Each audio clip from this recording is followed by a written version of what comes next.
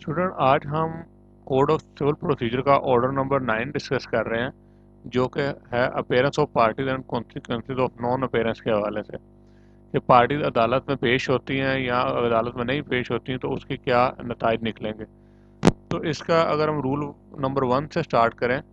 तो rule number 1 के मुताबिक मुकर्रर तारीख पे मुद्दा अलग जो डिफेंडेंट होता है उसे अदालत में पेश होना होता है और अपना दिफा करना होता है, जो उस पर इल्ज़ामात लगे हैं उनका दिफा करना होता है।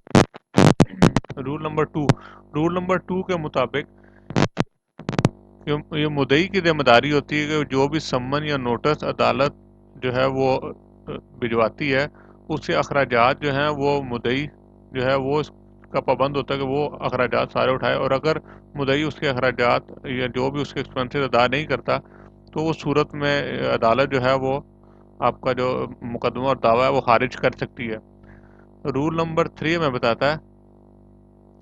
कि अगर मुद्दई और मुद्दा अलग प्लेंटिफ और डिफेंडेंट दोनों अदालत में पेश नहीं होते तो उस सूरत में भी अदालत के पास ये अख्तियार होता है कि वो दावा खारिज कर सकती है। रूल नंबर 4 पे आते हैं, प्लेंटिफ में ब्रिंग फ्रेश सूट और कोर्ट में restore a suit of file. अगर रूल नंबर 2 और रूल नंबर 3 के तहत मुकदमा खारिज हो जाए तो जो अदालत का ये दायरा इख्तियार होता है कि वो प्लेंटिफ को हुक्म सादर करे कि वो नया अपना सूट फाइल करे या जो ऑलरेडी जो उसका पहले से चल रहा था उसका दावा, उसकी रिस्टोरेशन के लिए एप्लीकेशन दे और वही दोबारा उसका दावा बहाल कर सकती है अदालत। रूल नंबर 5 की बात करें कि अगर मुद्दा अलग डिफेंडेंट जो है उसको समन वसूल नहीं होता और 3 माह के अंदर अंदर जो मुद्दई है जो प्लेंटिफ है उस सूट का वो नया समन भी नहीं जारी करवाता तो उस सूरत में भी दावा खारिज हो सकता है।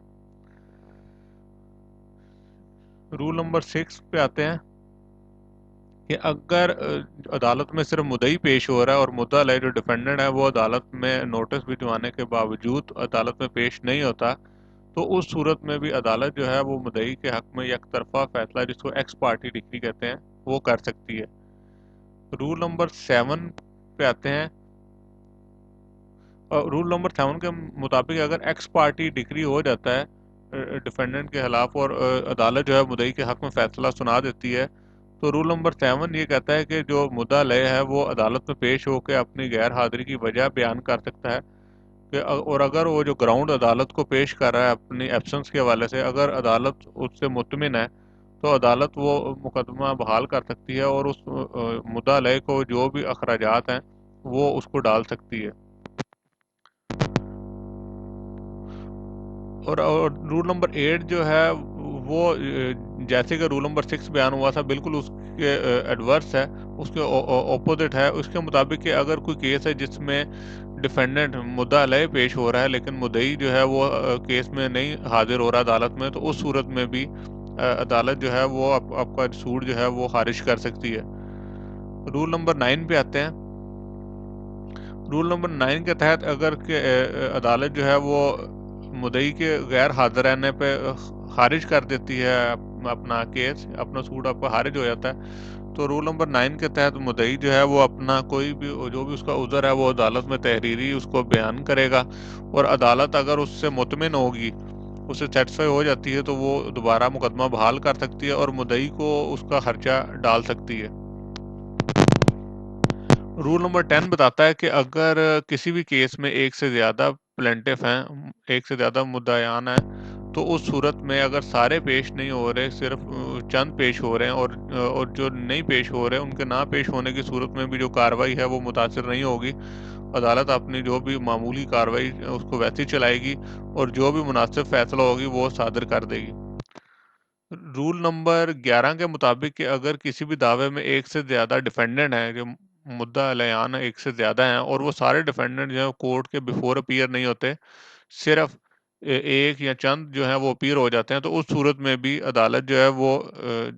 जो उसको भी एक जो कार्रवाई है उसको मामूल के मुताबिक चलाती रहेगी और जो भी मुनासिब फैसला होगा वो सादर कर देगी।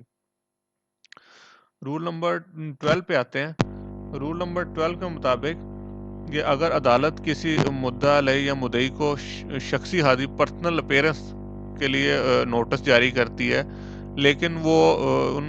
दोनों या उन दोनों में से कोई एक जो है वो अदालत में पेश नहीं होता تو عدالت جو ہے اس صورت میں بھی جو بھی قانونی کارروائی جو مناسب سمجھتی ہے وہ قانونی کارروائی کر سکتی ہے، اور اگر وہ اس کا جو دعویٰ ہے وہ خارج کرنے کا بھی اختیار رکھتی ہے۔ رول نمبر 13 کے مطابق کہ اگر جو ڈیفینڈنٹ ہے، مدعا ہے، وہ عدالت میں پیش ہوتا ہے اور وہ بتاتا ہے کہ اس کو جو نوٹس عدالت کی طرف سے بھیجے گئے ہیں اس کو نہیں موصول ہوئے، یا اس کے علم میں نہیں تھا کہ یہ ایک کارروائی جو ہے وہ عدالت میں چل رہی ہے، اور عدالت کو وہ اس کی جو بھی اس کے ڈاکومنٹ ہیں، جو بھی ایویڈنس ہے، اس سے سیٹسفائی ہے کہ وہ سمجھتی ہے کہ وہ جو ڈیفینڈنٹ ہے وہ حق پہ ہے، تو اس صورت میں بھی ایکس پارٹی ڈگری جو ہے وہ اس کو عدالت جو ہے سیٹ اسائڈ کر سکتی ہے، اس کو کینسل کر سکتی ہے، اور وہ مقدمہ جو ہے وہ دوبارہ سننے کا اختیار رکھتی ہے۔ اور رول نمبر 14 کے مطابق اگر جیسے کہ ابھی میں نے بتایا کہ اگر وہ سیٹ اسائڈ ہو جاتا ہے آپ کا ایکس پارٹی ڈگری، تو اس صورت میں بھی عدالت اس چیز کی پابند ہے کہ جو پلینٹف ہے، جو مدعی ہے اس کیس کا، اس کو وہ نوٹس سرو کرے گی۔ وداؤٹ نوٹس جو ہے وہ جو ایکس پارٹی ڈگری ہے اس کو عدالت سیٹ اسائڈ نہیں کر سکتی۔ تو یہ آج ہم نے آرڈر 9 جو ہے اس کو کور کیا ہے۔ تو اسٹوڈنٹ آپ کے لیے، آپ کو جیسے میں نے پہلے بتایا تھا، آپ کے علم میں ہونا چاہیے کہ آرڈر وہ آپ سے ایم سی کیو میں پوچھ سکتا ہے کہ جو بھی آرڈر 9 ہے اس کا رول 8 کس سے ریلیٹ کرتا ہے، رول 6 کس سے ریلیٹ کرتا ہے، تو آپ کو ان سب کے اوپر جتنی اچھی گرپ ہوگی اسی حساب سے آپ کو پیپر اٹیمپٹ کرنا آپ کے لیے ایزی ہو جائے گا۔